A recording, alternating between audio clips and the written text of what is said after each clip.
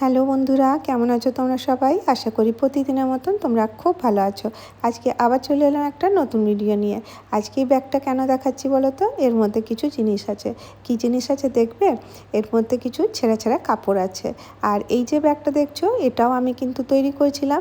আর যত সাজাবার জিনিস, যে ম্যাটগুলো দেখছো, সেগুলো হাতে তৈরি করা। পুরনো ফেলে দেওয়া জিনিস দিয়ে আমি চেষ্টা করি নতুন কিছু করে নেওয়ার।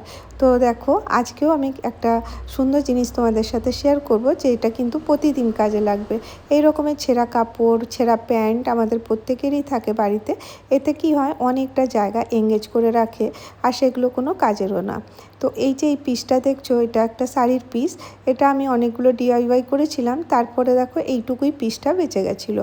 তো এটা আমি কোনো মেজারমেন্টের সাথে শেয়ার করছি না, শুধুমাত্র আন্দাজ মতন আমি করছি। তো দেখো, তোমরা ছোট বড় বিভিন্ন সাইজের করতে পারো। তো আমি এই কাপড়গুলো এইভাবে সাজিয়ে সাজিয়ে দিয়ে দিচ্ছি। এই কাপড়গুলো, যেগুলো আমার কাটা কাপড় ছিল, সেলাইয়ের পরে যে বেঁচে যায় সেই টুকরোগুলো, ছেঁড়া যে কাপড়ের, গেঞ্জি কাপড়ের প্যান্টগুলো, এগুলো খুব সফট হয়। শাড়ির ছেঁড়া, এগুলো দেখো অনেক আমাদের বাড়িতে এরকম পুরনো কাপড় অবশ্যই থাকে, সেগুলোকে আমি ব্যবহার করছি। তো এখানে আমি একটা গেঞ্জি প্যান্ট নিয়েছিলাম, সেটাকে আমি এইভাবে খুলে নিলাম। আর তোমরা জানোই গেঞ্জি প্যান্ট খুব নরম হয়।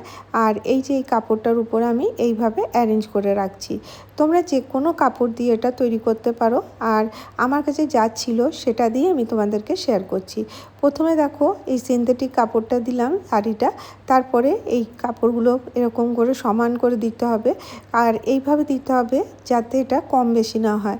যেখানে কম বেশি লাগছিল সেখানটা আবার আমি খুলে, উপর থেকে খুললাম আর দিয়ে তারপর আবার এটা ঠিক করে অ্যারেঞ্জ করে রাখছি। এতটাই মোটা করব যাতে আমরা মেশিনে সেলাই করে নিতে পারি। আর অবশ্যই তোমরা চাইলে এগুলো হাত দিয়েও করতে পারো, কিন্তু হাত দিয়ে করলে সময় সাপেক্ষ, অতটা সময় কারো কাছে নেই, সেই জন্য হাত দিয়ে করি না। আর এখানে একটা স্কেল নিয়েছি আর চক নিয়েছি। আর এটা জাস্ট খালি মেজারমেন্ট, এমনি কিছু না। এরকম লম্বা লম্বা করে আমি মার্জিন তৈরি করে নিচ্ছি। তোমরা ইজিলি এটা তৈরি করতে পারো। দেখো, যে পুরনো জিনিসগুলো থাকে, কাপড় চোপড়, এগুলো আমরা রিইউজ করতে পারি। যেমন প্লাস্টিকের জিনিস, সেগুলো কিন্তু রিইউজ হয়। তো এই কাপড়গুলো কেন হবে না? তো সেই জন্য বাড়িতে পড়ে থাকা জিনিস দিয়েই চেষ্টা করি নতুন কিছু করার। এবার দেখো, এটা আমি এইভাবে মার্জিন দিয়ে নিলাম। তোমরা এটা তোমাদের ইচ্ছে মতন করতে পারো। তো আমি এভাবেই করলাম। আর এখানে কাপড়গুলো খোলা আছে, সেই জন্য বেরিয়ে যাওয়ার ভয় থাকবে।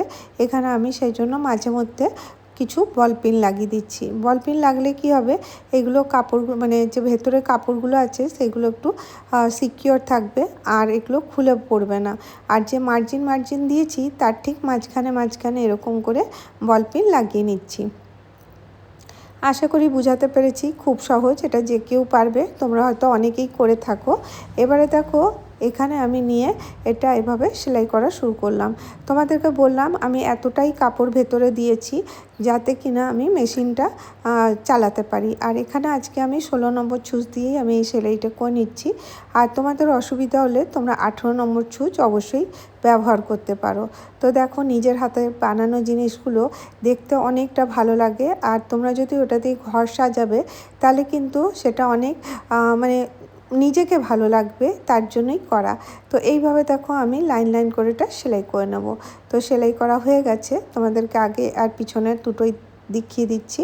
আর এখানে যে এই আনইভেন কাপড়গুলো আছে, সেগুলোকে আমি কেটে সরিয়ে দেবো।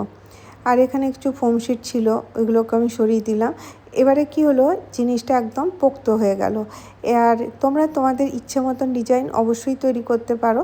তো এখানে দেখো, এক্সট্রা কাপড় আমি সরিয়ে দিচ্ছি। আর এবারে আমি এই যে আঙুল দিয়ে যেভাবে দেখাচ্ছি, তিরছা পাবে আর একটা করে সেলাই করে দেবো, তাহলে এটা বরফির মতন হবে। আর এখানে আমি আরেকটা কাপড় নিয়েছি এর বর্ডারের জন্য। তো আগে চলো এই যে বরফির মতন ডিজাইনটা, এটা তৈরি করে নিই। এটা দেখো, এরকম করে রাখবো আর মেশিনটা এভাবে চালাতে থাকবো। তাহলে পরে একটা সুন্দর ডিজাইন এখানে তৈরি হয়ে যাবে। ভেতরে কাপড় দেওয়ার জন্য দেখো, এই সেলাইটা একটু উঠে আছে, দেখতে ভালো লাগছে। তো এখানে দেখো, আমি এটা পুরোটা এইভাবে সেলাই করে নেবো। তো এখানে কমপ্লিট হয়ে গেছে। এবারে দেখো, যে আমি তোমাদেরকে বলেছিলাম যে কাপড় আমি কেটে রেখেছি, সেই কাপড়টা, এটা 3 থেকে 4 ইঞ্চি পর্যন্ত তোমরা নিতে পারো। আমি এটা কিভাবে অ্যাটাচ করি তোমাদেরকে বলে দিই। এইভাবে দেখো, নিলাম, নিয়ে এরকম করে দিয়ে সেলাই করে আবার উল্টে দিতে হবে। এতে কি হবে, জিনিসটার ফিনিশিংটা যে রাফ এজেসগুলো আছে সেগুলো আর দেখা যাবে না, আর এটা খুব সুন্দর একটা ম্যাট তৈরি হয়ে যাবে। তো এই রকমের আমরা বাজার থেকে অনেক ম্যাট কিনে থাকি, আর এখন তো বর্ষাকাল, অনেক রকমের ম্যাটের দরকার হয়, শুকোয় না। আর যদি তোমরা বাড়িতে এরকম কাপড় দিয়ে তৈরি করে নেবে, এগুলো ওয়াশ করতেও খুব সুবিধা হবে, একটু সার্ফ জলে ডুবিয়ে দিলেই কিন্তু এটা পরিষ্কার হয়ে যাবে। আর এটা কোথায় তোমরা ব্যবহার করতে পারো, বেডের সামনে রাখতে পারো, আর এমনিতেও তোমরা এটা ফ্লোর ম্যাট হিসাবেও ব্যবহার করতে পারো। তো এই রকম করে প্রথমে আমি উপরটা সেলাই করে নিচ্ছি। এইভাবে আমি যদি করি তাহলে ফিনিশিংটা আমার বেশি ভালো লাগে। আর এখানে আমি এক্সট্রা কাপড় কাটছি না, চাইলে তোমরা কাটতে পারো। আর এইভাবে দেখো আবার ডবল ফোল্ড করে সেলাইটা করে নেব।